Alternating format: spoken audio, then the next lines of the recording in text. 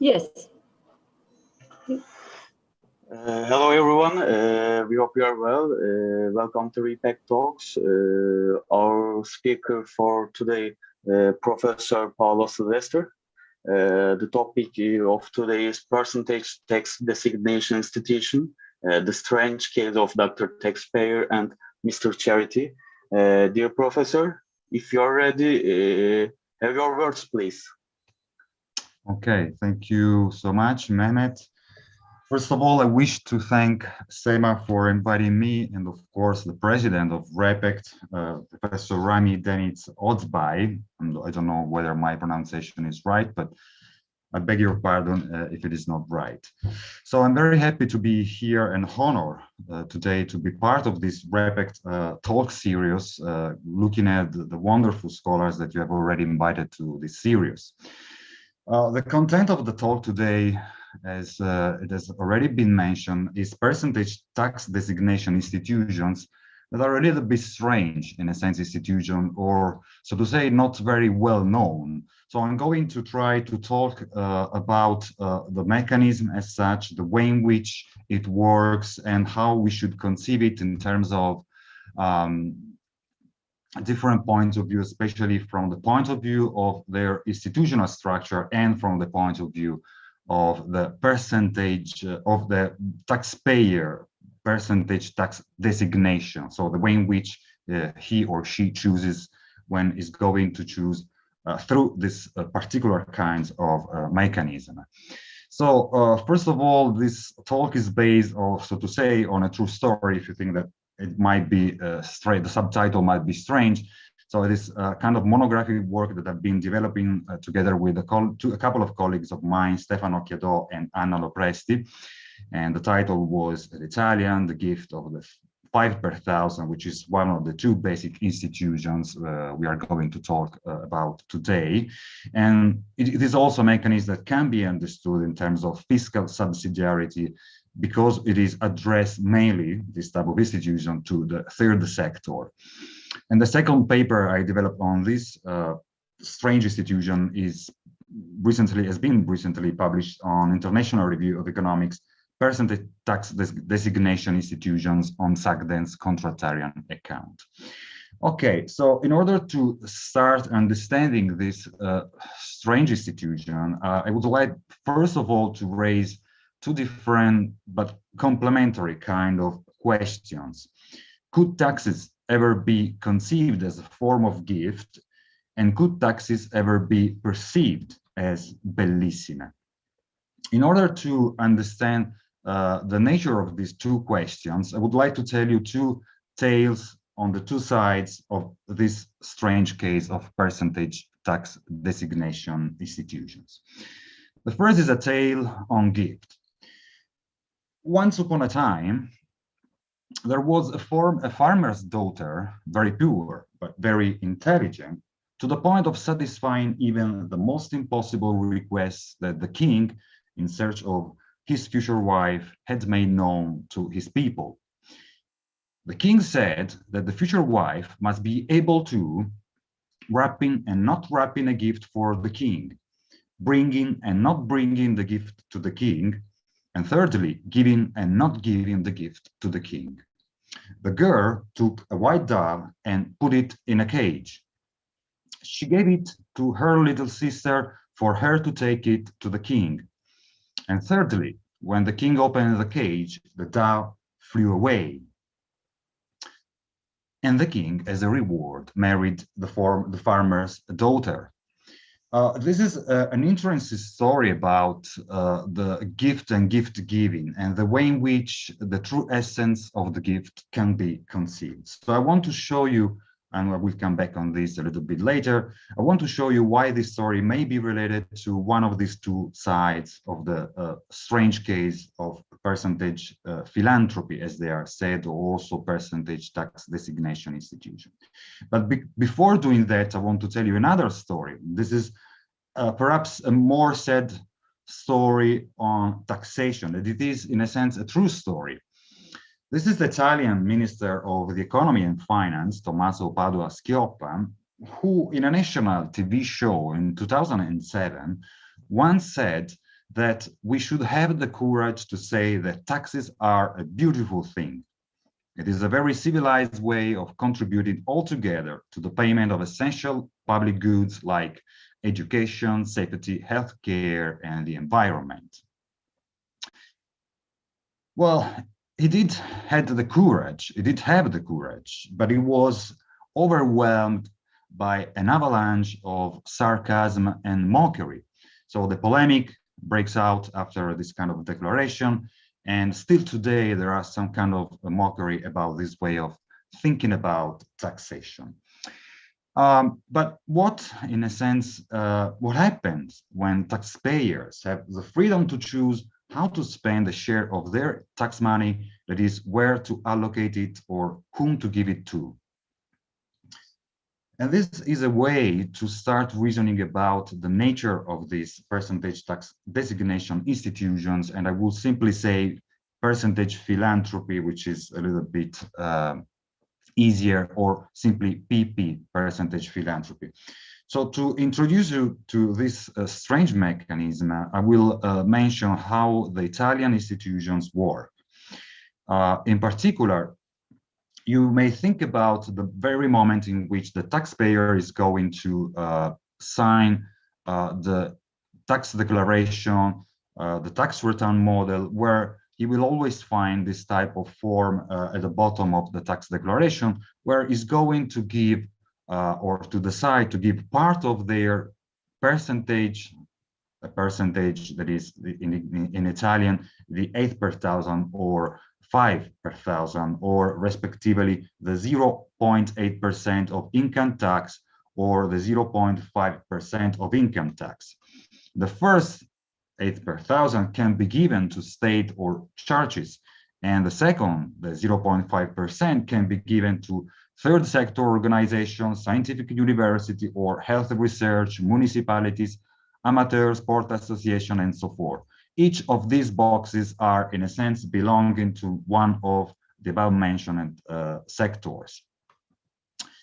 So more generally, this kind of institutions can be understood a scheme, a tax scheme or institutions, as I said, by which taxpayer can freely designate a certain percentage of their income tax to entities whose main activities is of public interest. This is the kind of advertisement campaign that you will see in Italy the moment when the taxpayer is expected to give part of his or her income tax. So you can see the advertisement from Medici Senza Frontiere, or Doctors Without Borders, or Emergency, and many other bigger or little organizations belonging to the third sector. Now, if you look at the big picture, you can conceive this kind of way of giving of your own taxes as a sort of circulation of the gift. I may call this, by simply referring to the 5 per thousand scheme, the gift of the 5 per thousand and its circulation. So here you see the classic Italian taxpayer, Mario Rossi, that is destinating part of this income tax to one of, for example, the so-called third sector organizations, or even the local municipality, as I said before, and many others. The state here just play a kind of mediating role. So it is simply calculating the way in which this money has to be redistributed to the third sector.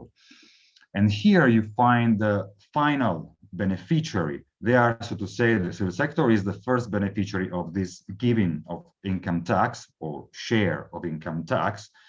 And the last beneficiaries are usually persons in variously in need, or vulnerable people, and so forth. So, and this is the big cycle of the 5 per thousand. Now, if you want to understand this mechanism, it's important also to consider the impact and scope of this type of strange institution. Consider, for example, that every year almost 50% of Italian taxpayers choose to give their 0.8% or 0.5%, and around 1.8 billions are redistributed to the beneficiaries via the PP. every year, or so to say, over the years in which this mechanism have been enforced, consider that the 8 per thousand was instituted in 1990 and the 5 per thousand in 2006. Over these years, there has been a constant increase of the number of taxpayers expressing the choice to give. There has been a constant increase of the resources redistributed and a constant increase of a number of third sector organizations participating in the mechanism. So overall, we are talking about more than 55,000 third sector organization. So this raises the question of how to explain such a big success. Many explanations have been provided to this strange mechanism. One of these is Sagden's contratarian account, and even though he mainly focused on the 8 per thousand, and I've been dealing with this account in the paper that I was mentioning before, but he says that this kind of mechanism can be understood in terms of liberal and contratarian approach to the provision of public goods, and also as one of those forms of regulation that would be justified as ways of expanding opportunity for mutually beneficial transactions. Other possible accounts of this mechanism, indeed, few studies, to say the truth, have been focusing especially on those types of institutions that have been implemented, especially in Central and Eastern European countries like Hungary, which was the reference model for many other Eastern European countries like Romania, Poland, and Slovakia, and many others. So these kind of countries were, first of all, trying to implement this type of institution. First of all, because they were going out from communism, and therefore in their transition phase, they were addressing a big issue of redeveloping, so to say, or reconstituting the civil society through the development of third sector organization. So in many respects, these kind of readings are contextual to this geographic and political environment. Most of them have been stressing, for example, that this type of institution may be useful for the development or improvement of organized civil society and the culture of giving altruism, especially with regard to the third sector, or for the outsourcing of public services, or as a kind of fiscal subsidiarity. This was the way in which it has been understood in Italy, or even as a kind of fiscal democracy. I will tell you a little bit more about this later. Or as I was saying before, as a kind of institution that might foster the transition from passive and assisted citizenship to active citizenship. Now, what I'm going to tell you is my personal view, my personal account of this strange type of institution. So I want to show you how and why the percentage philanthropy is a strange case. It has got hybrid characteristics that go beyond classic dichotomies such as state versus market or civil society, tax coercion versus voluntary contributions, institutionalized solidarity, for example, the welfare state or taxation broadly understood, versus spontaneous solidarity, in this case, again, third sector or the charitable giving sector. And last but not least, self-interest versus altruism. So what I'm going to play overall is that this kind of mechanism, this kind of strange institutions would require a new language to better conceptualize their way of working and their meaning. More in particular, I will mainly claim two things. On the one hand, from an institutional perspective, on the other, from a behavioral perspective. From an institutional perspective, the percentage philanthropy is a new type of, I would say, tax allocation without representation and tax justice on an individual voluntary basis. From a behavioral perspective, taxpayer choice of giving can be framed or understood as a form of taxpayer sovereignty, implying two kinds of freedom: on the one hand, autonomy, and on the other, freedom of choice. And secondly, the act of giving from the taxpayer point of view, can be understood as a form of gift without sacrifice. Let's see them now in more detail. So, from the institutional perspective, why this mechanism can be understood as a new type of tax allocation without representation. Let me start from a very usual characterization of this mechanism, especially as I was saying before, in Eastern and Central European countries. The dream that this sort of institutions were, in a sense, raising was the idea that they may really implement a new form of fiscal democracy. Some scholars, as for example, call this institution as taxation self-determination, in the sense that it gives the possibility that tax-paying citizens make autonomous decision on the use of a portion, however small, of their income tax. And from this statement, they were used to conceive this kind of mechanism as a form of direct democracy, or even as a tool for strengthening democratic values, in their case, citizens' participation and taxpayer control of spending public funds in transition societies.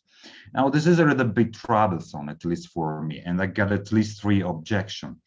First, it's a little bit difficult to characterize this type of institution as a fiscal democracy for the first and perhaps most important reason that only citizen taxpayers participate, not every citizen, only those who have a sort of or have a sort of income that is going to go beyond a certain threshold, that is the threshold of exemption. So if you get income, therefore you are entitled to designate the percentage of your income tax and to give it to whoever you want. But only if you get income, therefore you can simply fill in the tax return and decide who is the beneficiary of your little portion of income tax. But in any case, it's not every citizen that is going to participate to this mechanism. Therefore, it's a little bit complicated to call them a sort of fiscal democracy.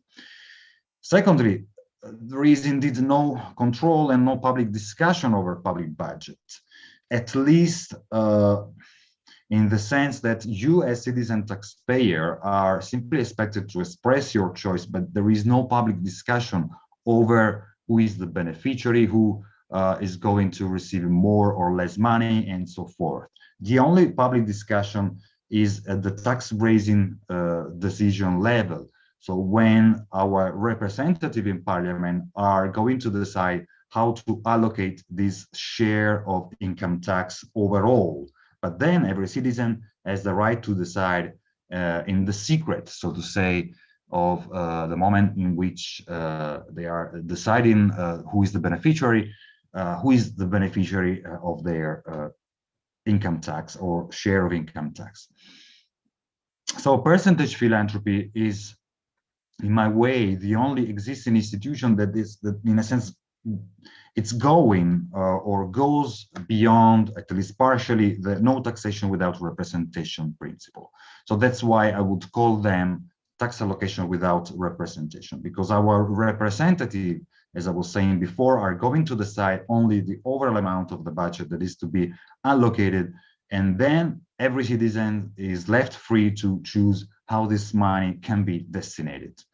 So I would say that percentage philanthropy realizes a decentralized decision process as to which public goods or services must be financed.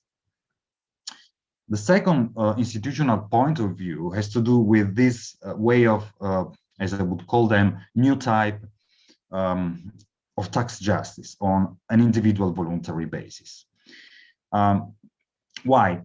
First of all, because it was in the spirit of the law, or in legislators' intention that these fiscal institutions were to be implemented for social purposes and to help the most disadvantaged.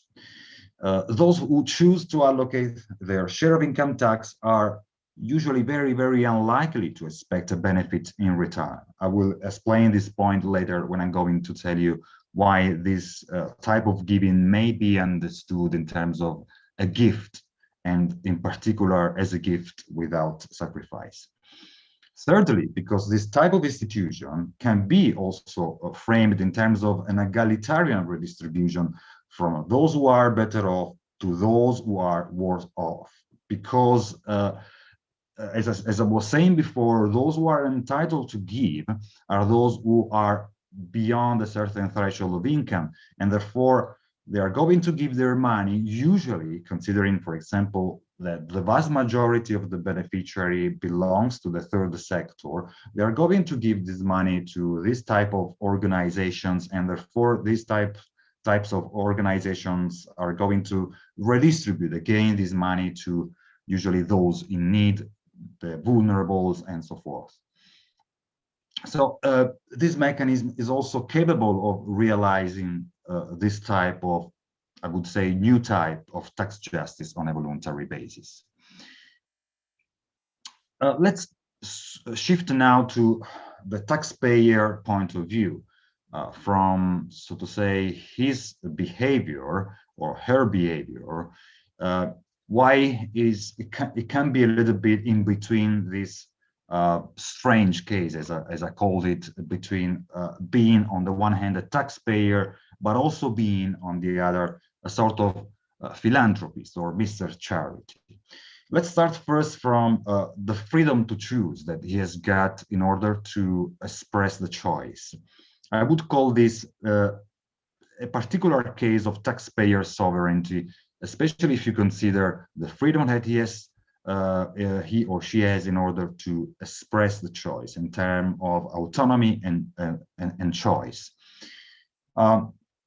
To address this kind of characterization or account, I will first try to face this possible objection. The percentage philanthropy is still within a statute mandatory framework, because you may rightly say that, okay, I'm in a sense forced to give anyway my money. So I cannot avoid to give this money. So I can simply choose to give this money either to the state or to one of those voluntary organization or local municipality, university, as I was saying before, health research, and so forth.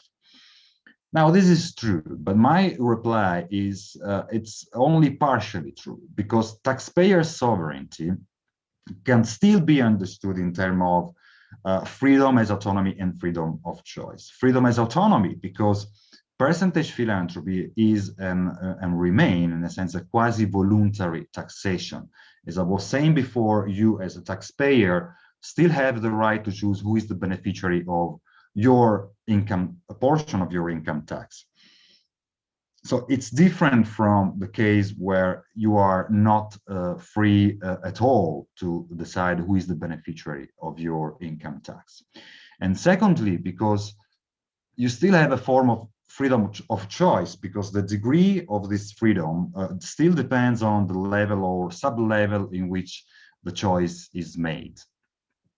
If you think about the case of the 5 per thousand, there are thousands of choices available to taxpayers, so there is a really huge opportunity set in which you can express your choice. So this is the reason why I consider percentage philanthropy as a form of quasi-voluntary taxation or quasi-voluntary taxation. To give you an idea of, this is a survey that we delivered in Italy, in particular to test this idea of the decision-making autonomy.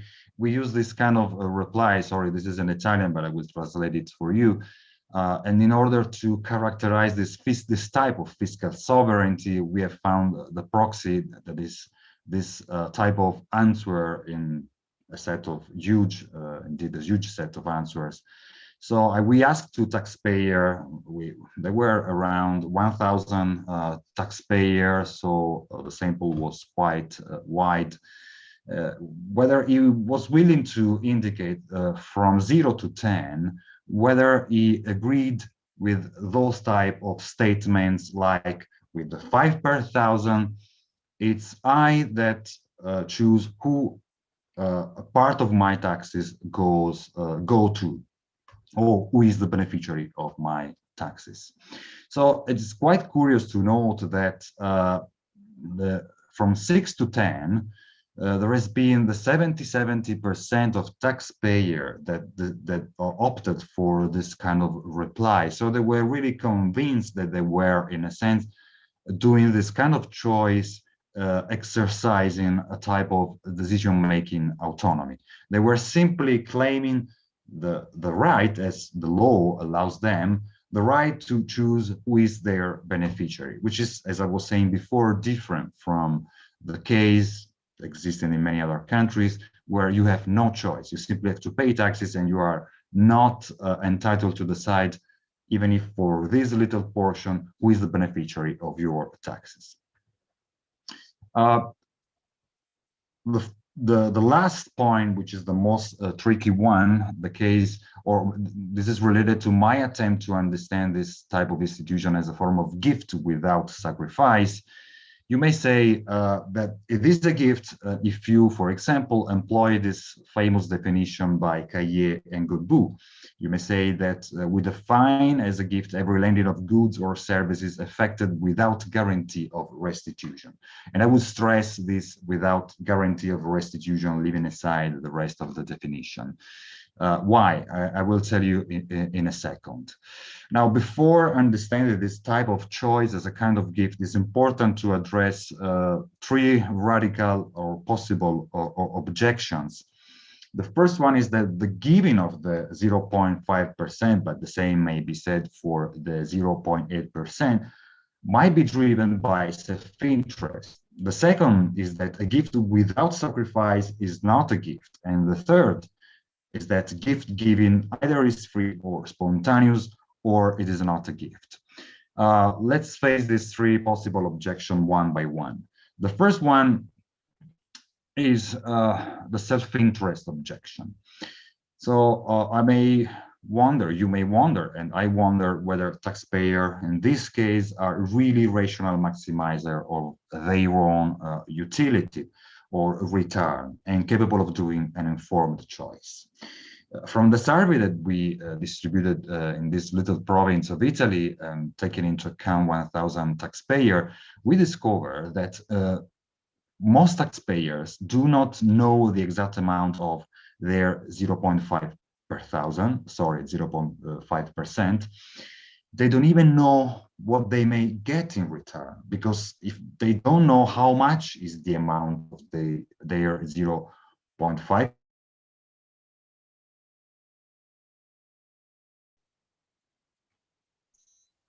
yes, you were in that slide, Professor. this slide, okay. Yes. So I was trying to explain why this kind of a taxpayer choice can be understood as a kind of giving, at least in the sense of a gift giving or a gift without sacrifice.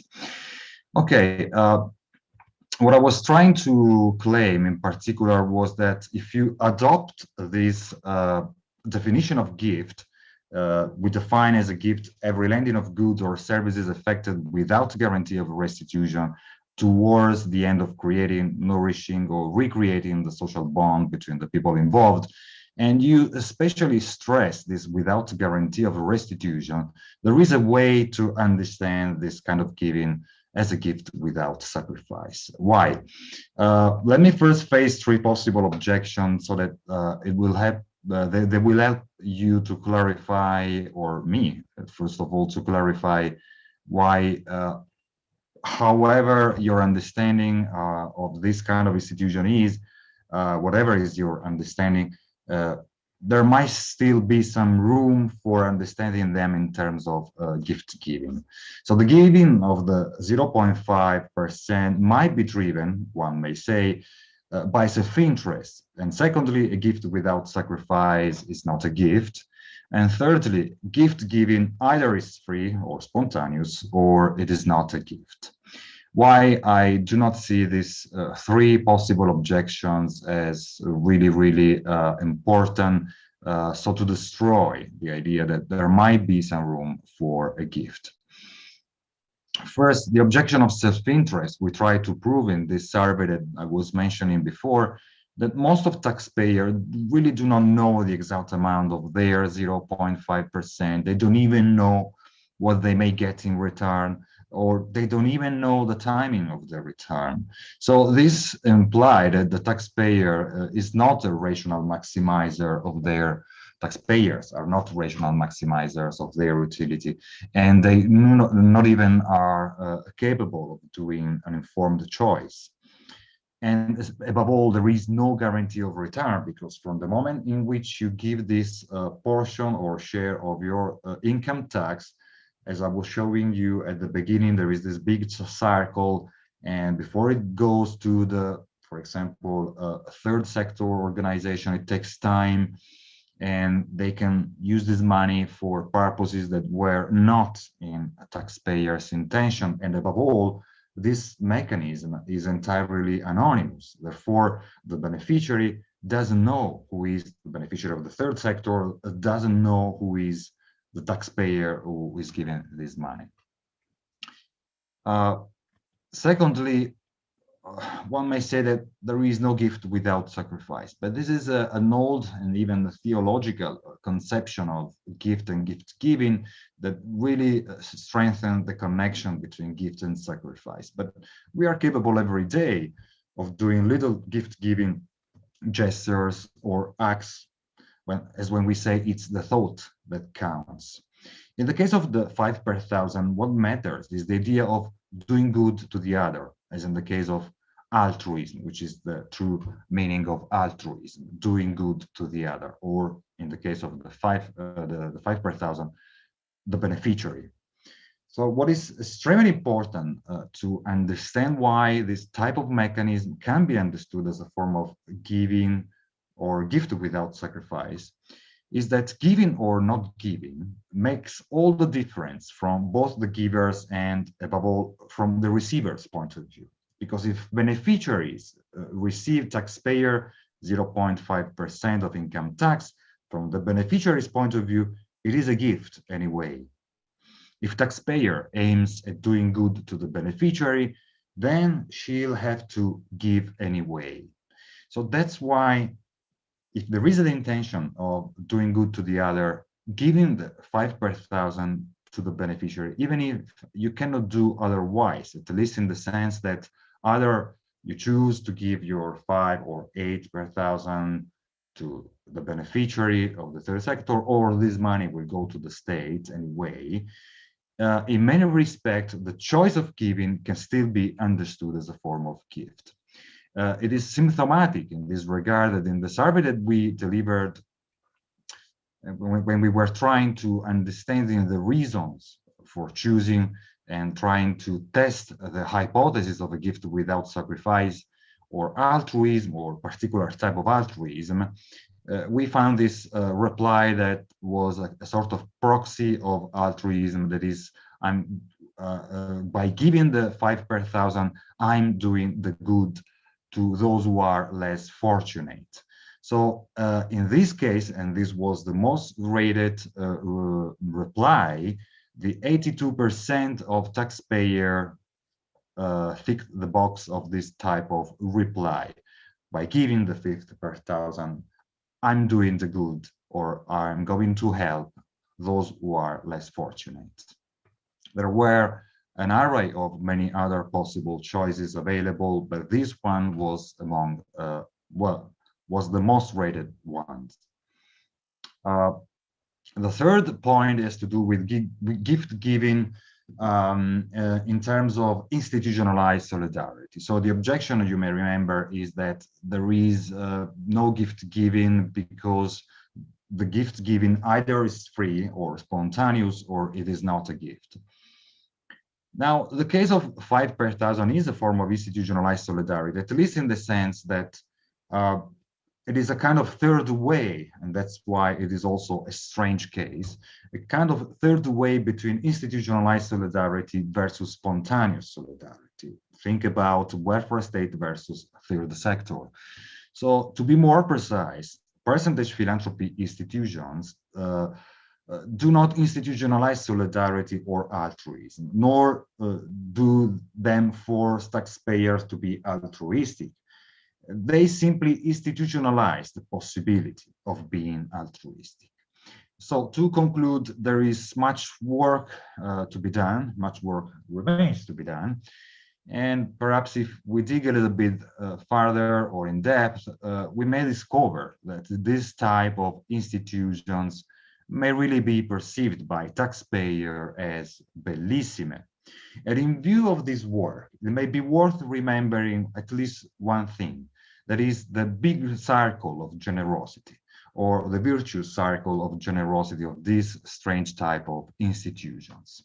In particular, it might be worth remembering this fact, that the giving of the 0.8 or 0.5% is also circulation of the gift, of its generative capacity, which activates and is continuously reactivated by the great circle of percentage philanthropy, of which we all belong and from which we all benefit, especially those who, not having income, cannot contribute.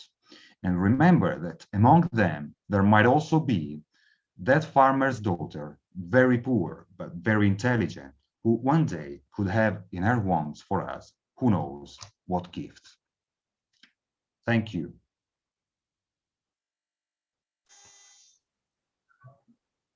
Professor, thank you very much for your presentation.